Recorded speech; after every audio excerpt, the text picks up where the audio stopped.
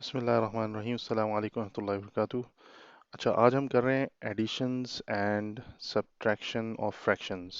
तो जमा करना, ऐड करना या सब्ट्रैक्ट करना फ्रैक्शंस को किस तरह करना है। अच्छा, इसके पास ना हमारे पास कुछ तरीक़े मौजूद हैं। मिसाल के तौर पे हमें कुछ इसके केसेस बनाने हैं। एक तो जिसमें लाइक डिनोमिनेटर्स हों, सही है, जिसके नीचे वाला हिस्से जैसे 1/2 प्लस 3/2 इनको ऐड करना है। तो इसका सिंपल तरीका क्या है, एक होल लाइन बनाएं, इसके अंदर ये दोनों सेम है ना, ये और ये सेम है, इसको बस एक दफ़ा लिखते हैं। और ऊपर वाली चीज़ें अगर ऐड हो रही हैं तो उनको ऐड कर दें, अगर सब्ट्रैक्ट हो रही हैं तो सब्ट्रैक्ट कर दें। 1 + 3, सही है। तो इसका आंसर क्या आ जाएगा, 1 + 3 4, 4/2। और सिंप्लीफाई करने के लिए देखें, एक टेबल ढूंढना है आपने जिसके अंदर ये दोनों चीज़ें आ रही हों। जैसे 2 का टेबल है, तो 2 के टेबल में 2 1 2 और 2 2 4, सही है। तो 2/1 बचा, और नीचे 1 की कोई हैसियत नहीं होती, तो आंसर आपका आ गया 2। समझ में आई बात या नहीं आई? तो 1/2 प्लस 3/2, ये बन गया 2, सही है। अच्छा, इसमें ये वाला देखा जाए तो न्यूमरेटर छोटा है, डिनोमिनेटर बड़ा। नीचे बड़ा होगा तो वो डी, ये जो है ये अगर बड़ा होगा और ऊपर छोटा होगा तो ये प्रॉपर फ्रैक्शन, और ये वाला हो गया इम्प्रॉपर फ्रैक्शन। तो आंसर ओवरऑल चलें ये पूरा तरीका करके, 2 आंसर आ गया, सही है। तो ये कौन सा केस था जिसमें लाइक डिनोमिनेटर्स थे, सही है। अगर इसके अलावा अनलाइक हो तो उसमें क्या केसेस बनते हैं, अब वो देखते हैं। अब अनलाइक डिनोमिनेटर्स में ये प्रॉब्लम लिखा है 1/5 और 3/10। अब इसमें देखें कई तरीके हैं करने के। एक तरीका हम पहले देख लेते हैं जो आसान है, उससे शुरू करते हैं। एलसीएम वाला तरीका भी है, क्रॉस मल्टीप्लाई करने वाला भी है, और इन डिनोमिनेटर्स को जो मुख्तलिफ हैं 10 और 5, इनको लाइक बनाने वाला भी है, यानी कि एक जैसा सेम बनाने वाला भी तरीका है। सबसे आसान क्या है, इनको सेम बना लें। देखें, अगर आप मैथ्स बार बार कर रहे हो तो आपको देखते ही पता चल रहा होगा कि ये 10 है, तो लेकिन इसको, इस 5 को हम किसी चीज़ से मल्टीप्लाई करके 10 बना सकते हैं। किस चीज़ से मल्टीप्लाई करके बना सकते हैं? 5 को 5 से करेंगे तो बेटा 25 हो जाएगा। 5 5 जा 25, 5 2 जा, 5 को किससे मल्टीप्लाई करेंगे? 2 से। तो 5 को अगर हम 2 से कर दें तो वो 10 बन जाएगा। तो इसके लिए तरीका बेटा ये होता है कि फ्रैक्शंस में हमें ये इजाज़त होती है कि जो भी फ्रैक्शन लिखा हुआ है उसको आप ऊपर जिस नंबर से मल्टीप्लाई करें उसी नंबर से नीचे भी मल्टीप्लाई कर दें। समझ आ रही है बात? अगर आप ऊपर 2 से मल्टीप्लाई कर रहे हैं तो नीचे भी 2 से मल्टीप्लाई कर देंगे, तो ये इक्विवेलेंट फ्रैक्शन रहेगा, इक्विवेलेंट रहेगा। इक्विवेलेंट मतलब बराबर रहेगा। देखने में ये कुछ नंबर इसका चेंज हो जाएगा। अच्छा, ये नंबर हम एज इट इज लिख देते हैं 3/10, सही है। अब देखें, 1 2 जा, ऊपर 2 आ गया और नीचे आ गया 10। तो देखने में ये 1/5 से क्या बन गया, 2/10।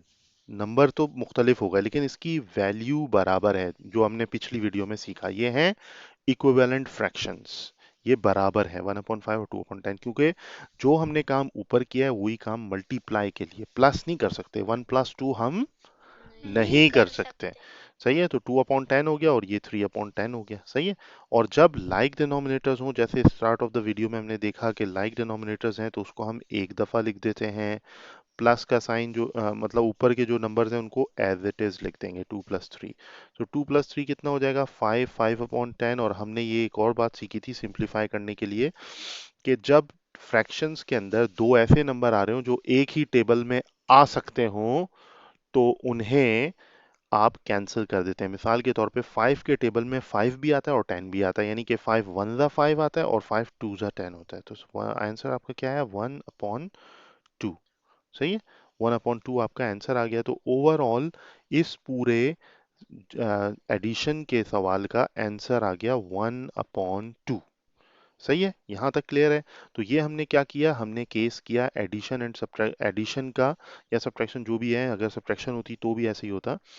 अनलाइक डिनोमिनेटर्स, जिसमें डिनोमिनेटर मैच नहीं कर रहे थे, यहाँ 5 था यहाँ 10 था, तो हमने उसे लाइक बनाया और फिर पुराना तरीका लगा के ऐड कर लिया।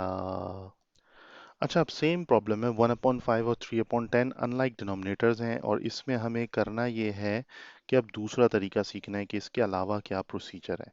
तो देखें, इसमें एक और तरीका ये है कि आप 5 और 10 दोनों का एलसीएम ले लेते हैं। 5 को यहाँ लिखते हैं और 10 को यहाँ रख लेते हैं, सही है।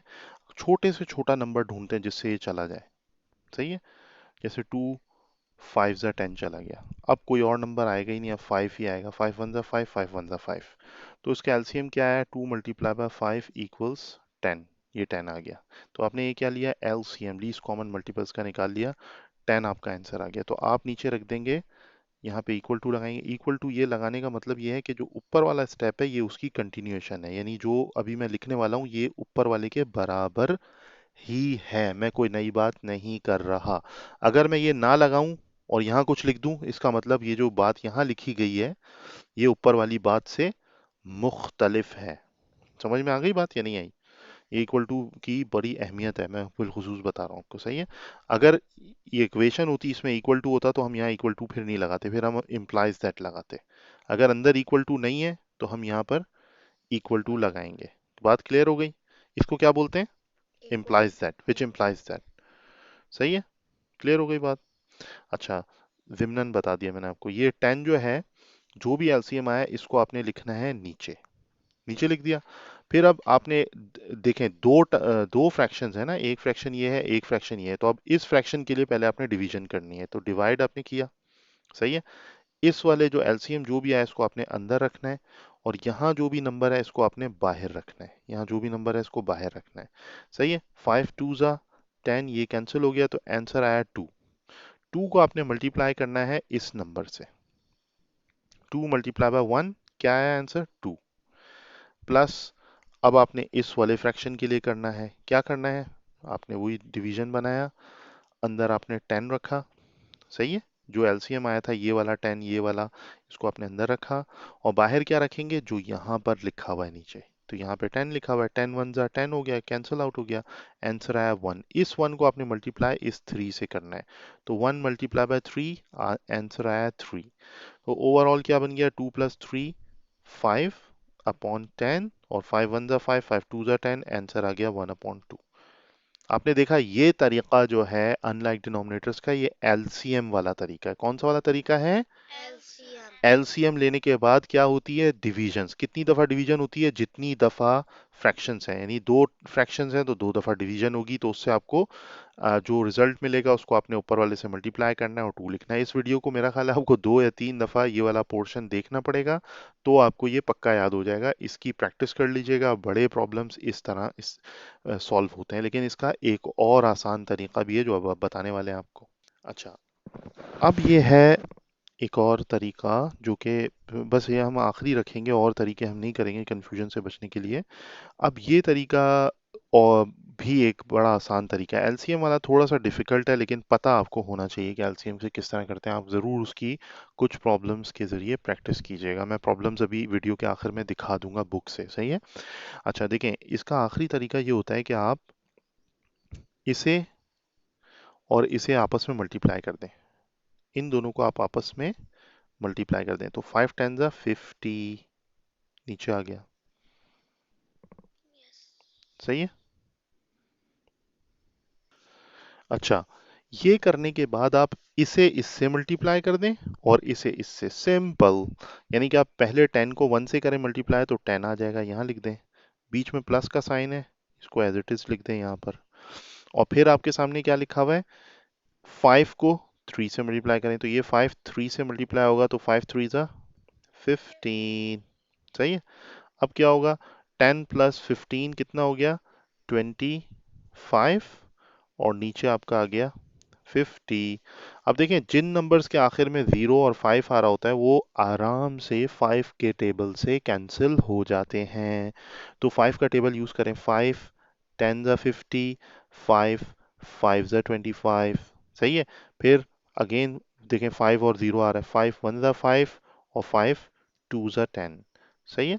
तो आंसर आ गया 1/2। अगर आपको ये कैंसिल करना नहीं समझ में आ रहा तो कुछ प्रॉब्लम्स को परेशान ना हो, कुछ प्रॉब्लम्स को देखें इसी तरह जैसे मैं कर रहा हूँ, करते जाएं, तो आपको कैंसिल करना एक ही टेबल से होना चाहिए बस, वो आप सीख जाएंगे। तो देखें आंसर दोबारा आपका क्या आ गया?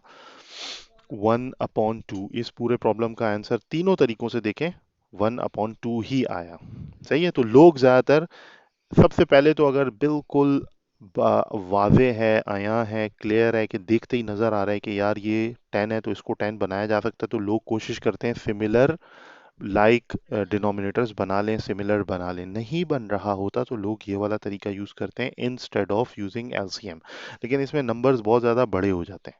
देख रहे हैं आप, नीचे 10 आ रहा था, अब यहाँ 50 हो गया, तो आपको बड़े टेबल्स यूज़ करने पड़ते हैं। अगर बड़े नंबर्स हों तो फिर लोग एलसीएम लेके कर लेते हैं, लेकिन आपको एलसीएम लेना भी आना चाहिए, आपको ये तरीका भी आना चाहिए। क्लियर है? तो ये एडिशन सब्ट्रैक्शन के, सब्ट्रैक्शन भी इसी तरह होगी, अगर नंबर्स ऊपर सब्ट्रैक्ट हो जाएंगे, बस फ़र्क ही है सिर्फ। सही है? तो आपको लाइक डिनोमिनेटर से भी आ गया, अनलाइक डिनोमिनेटर से भी आ गया। अब हम चलते हैं प्रॉब्लम्स की तरफ। तो प्रॉब्लम्स यहाँ पे आपको नज़र आ रहे हैं, ये प्रॉब्लम्स आप देख रहे हैं लाइक डिनोमिनेटर्स वाले हैं। तो देखें इसके अंदर ये सारे लाइक डिनोमिनेटर्स हैं, ये देख रहे हैं 12 12, ये 7 7, 12 12, तो ये सारे प्रॉब्लम्स आप कर लीजिएगा। सही है? Use number lines to model each sum, मैंने पिछली वीडियो में आपको नंबर लाइन पे लिख कर भी दिखाया था, तो आप वो कर लीजिएगा। इनको, इन सब को आप ऐड कर लीजिएगा, इन सब को, जो भी प्रॉब्लम्स हैं इनमें देखें सब में लाइक डिनोमिनेटर्स हैं। तो ये सारे प्रॉब्लम्स हुए आपके। एक्सरसाइज के बाद अगर आप प्रैक्टिस नहीं करेंगे तो आप कभी भी मैथ्स नहीं सीख सकते। मैथ्स का उसूल है कि समझने के बाद हाथ से गुजारना लाजमी है। सही है?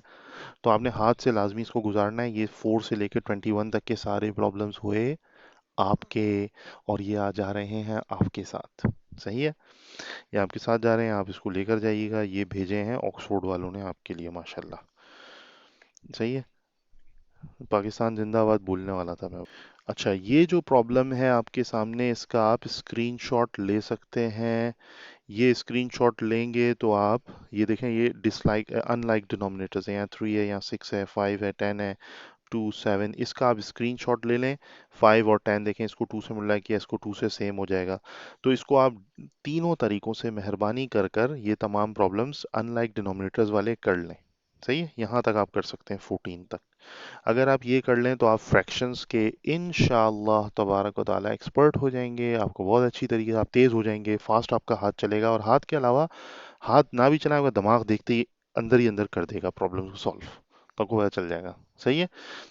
अब देखें, इन तमाम वीडियोस को देखने, जो लाइन सॉरी फ्रैक्शंस के लिए हमने बनाई है, आपको लाइन नंबर लाइन का भी कॉन्सेप्ट समझ में आ गया, उस पे भी आपको समझ में आ रहा है, पिक्टोरियल भी समझ में आ रहा है, ग्राफिकल भी समझ में आ रहा है कि क्या ये फ्रैक्शंस आपको बता रहे हैं। सही है? तो अब अगर आप इसमें मजबूत हो जाएंगे एडिशन सब्ट्रैक्शन में, फिर हम मल्टीप्लिकेशन डिवीजन करेंगे, उसके बाद हम अलजेब्रा और डिफरेंट चीज़ों में इनकी एप्लीकेशन देखेंगे कि वहाँ पे हम आसानी से इसको इस्तेमाल कर सकेंगे। सही है?